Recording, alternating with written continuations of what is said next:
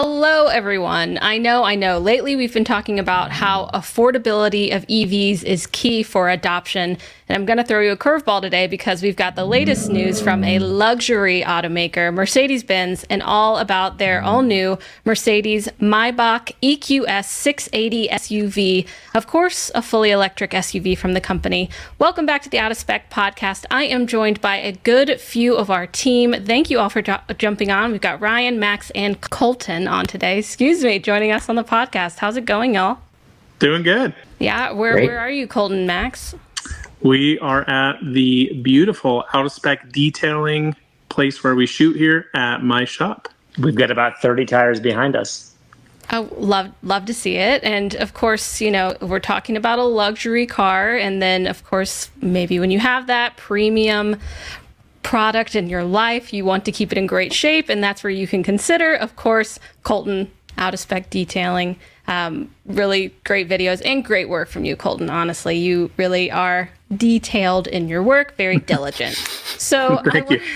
Of course, I wanted to bring y'all on to talk about it because this is, new pricing. It was a little bit of big news today, and also the sticker price for me. I'm just, oh my gosh, that is a high price, and I want to get your perspective on it because when we're talking about EVs, we're really trying to get those tax incentives, get more people to adopt. But of course, there is this whole other side of the spectrum that is luxury, premium offering, and all that goes into it to make this price make sense. That's what I want to talk about today. So, like I said, we're going to bring up the official press release from Mercedes.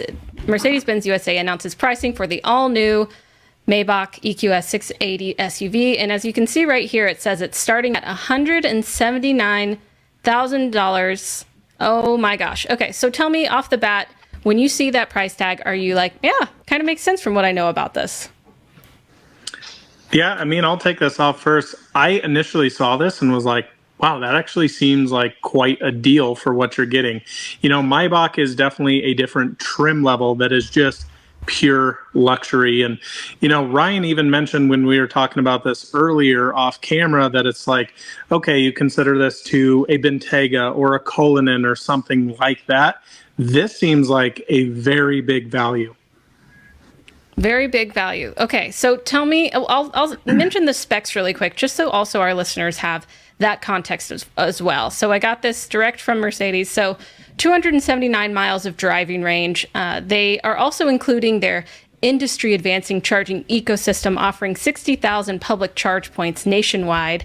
And they're to also talk about green energy there. So we'll have more content on that coming and how Mercedes is going about actually offering public charging infrastructure, but they have that added in as part of their value as well. But that should be with any EV that they offer. They also have their dual permanently synchronous electric motors with 484 kilowatt output, a 649 horsepower, 700 pound-foot torque, and nearly 400 volt lithium ion, 108 kilowatt hour battery. And they say you can recharge the battery from 10 to 8% in just in half an hour with, the asterisk after it, of course, to include all the details that really make that possible, and that it can go 0 to 60 in just over 4 seconds. So those are some of the specs on this. And yes, clear this up a little bit for me while you're saying, yeah, this has got the value there. I see it.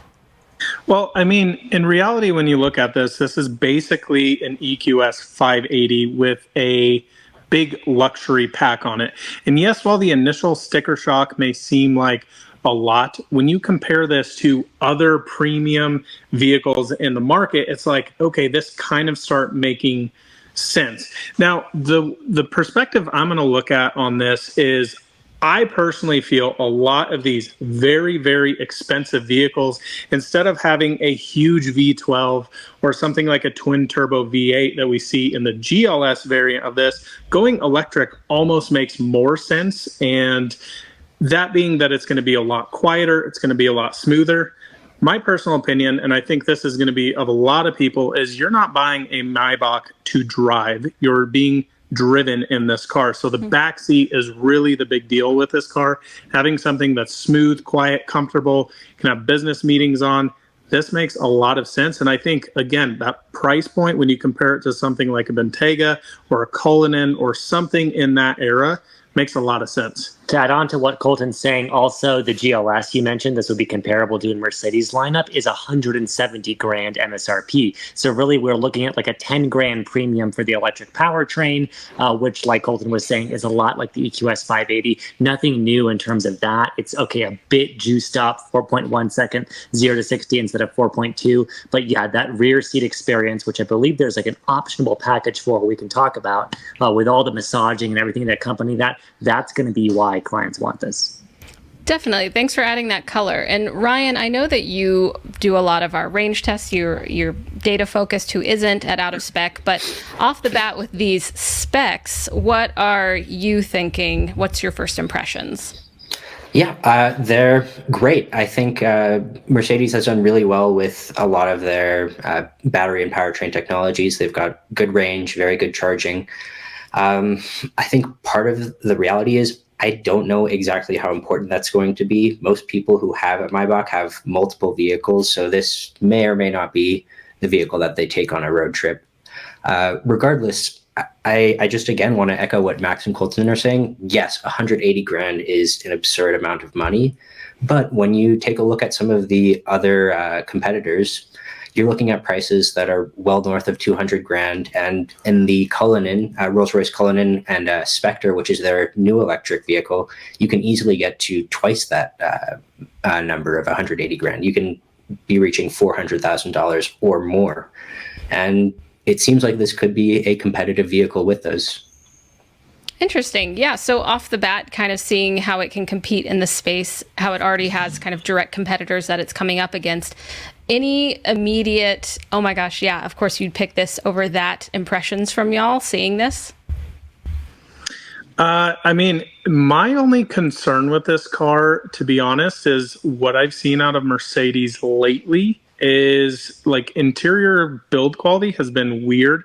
Max and I recently did a few videos with the EQE. I understand it's not EQS version, but a lot of creaky plastics and things like that. So I'm anxious to see what these actually look and feel like in person. But I mean, again, just from a value perspective, when you are comparing it to the other cars, this makes a lot of sense. It's an EV.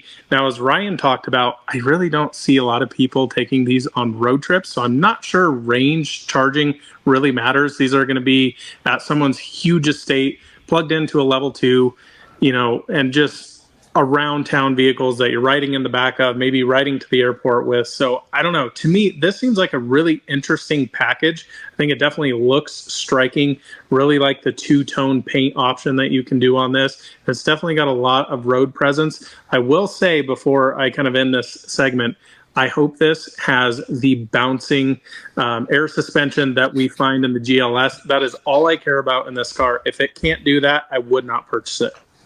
I do see that it has the standard Airmatic air suspension with adaptive damping system and rear axle steering with a steering angle of up to 10 degrees. Is that what you're talking about? Or would you have to really get in it and see if it's equating? So I'm not sure that you've seen this yet, Francie, but on the GLS Maybach variants, they have this basically, Max, what is it? You can basically get out of sand. That's what Mercedes says it does. But it literally, you can just sit there and bounce the suspension. It looks like the coolest thing ever. And if this doesn't have it, I don't know why they even built it. It's a big TikTok flex. Yeah. If it doesn't have it, huge value detraction there. I've seen that actually now. I saw where it's like, the purpose of this is to get you out of sand, and then people are doing it at the stoplights in LA or something. Really interesting. And Max, you did mention that the different add-ons or packages that you can get. So I'll bring that up too, just to see kind of what the options are here. Because, we had starting price, of course, but then those are the standard features. But have you had the chance to look at this and then think about, what would be a no-brainer? If you were already spending $180,000, what would you upgrade? Well, just thinking briefly on it, what Ryan was saying, right, when we're talking about Cullinan territory, 200 grand, okay, make this a 200 grand vehicle and add in that 25 grand night package, as it's called, which includes all the nice amenities for the rear seats, calf massaging, and all of that, in addition to a bunch of blacked out accents and paint. That seems to be the thing of choice. When I think of vehicles like this in the ultra luxury segment, be they gas or electric, I think villain mobile. And to have a proper villain mobile, you need that rear rear seat to be super nice. So 180 grand to 200 grand, we're not talking about kicking this out of any threshold of tax credit territory. We're way beyond that. I think it makes a lot of sense to people buying this, especially when we consider an EQS 580 is topping it at 130 grand. So once people are making that 50 grand jump, I think they might want to go all the way. Interesting point. You make a great point. If you're already there, you might as well make it a great experience. And to me, adding those things on, it'll make you want to take it on a road trip because you're basically in a luxurious little house. Why not travel around in it? I want to talk a little bit about Mercedes in general and their approach. They've been doing, they have a pretty good EV footprint so far, and they have some recent reports with the Q3 reporting coming out. So they reported globally that their car sales were over 500,000 during the third quarter of this year, 2023, and that's all cars. So if we zoom in a little bit, I was reading that if we look at their EVs, their fully battery electric options, they reported sales of 61,600 in the US, which is an over a 60% increase from 2022, which is a record for the company.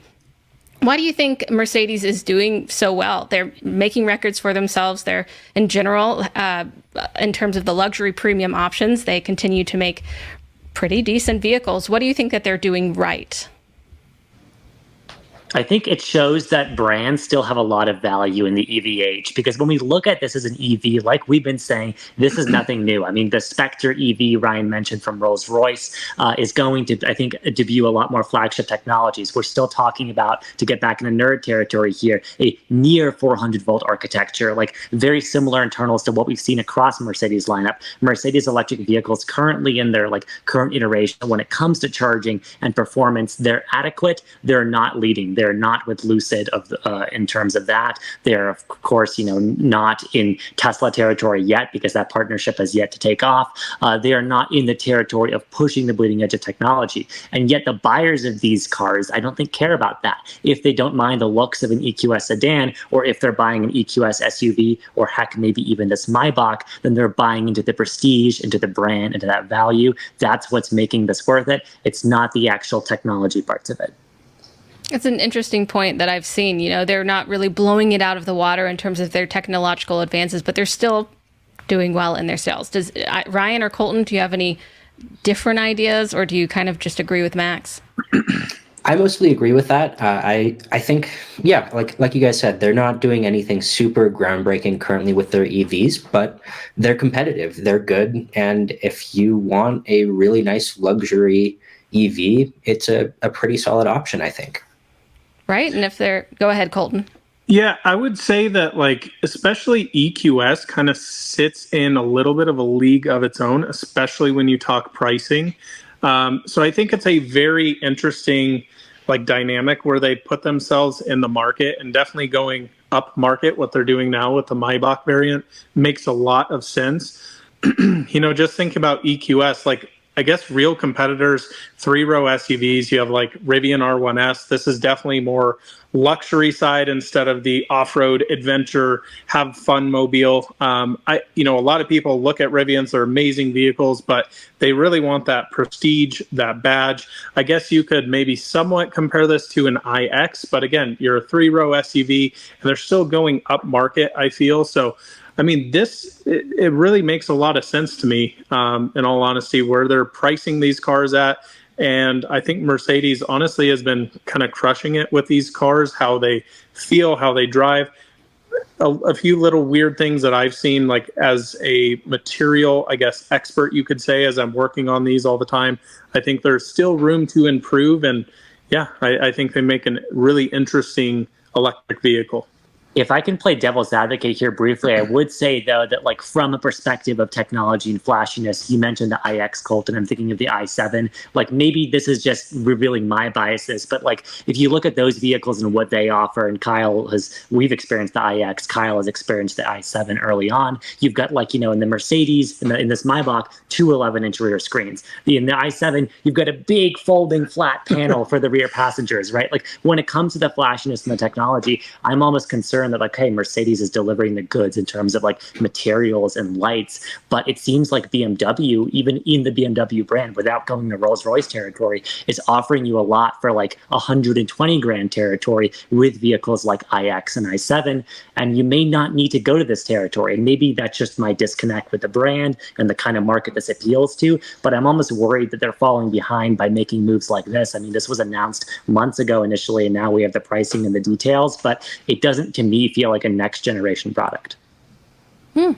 Interesting takes. I love that y'all have a little bit of differing opinions on this as well, based on what you've seen, and appreciate you bringing those in. Of course, we'll see where Mercedes continues to go with this, and also with their 60,000 public charge points that are coming nationwide in the US, what that will be like, if it's going to match up with this brand premium experience, and really, you know, kind of what that technology will be and how that experience will be. So I'm sure we'll see more of that soon. They have plans for that soon. So thank you all for coming on to talk about this luxury option, where this automaker is standing in the space, and what we really think about these newly announced specs and price points, and have a candid, quick discussion on this. So hope to see you on the podcast again soon, and hope that y'all have a great rest of your day. Of course, audience, let us know what you think about this option. Would you consider it if you could? Maybe it's just not even an option, and you know, you're on the other side of things, which we can relate to, of course. A lot of people can, but it's cool to see what's coming out.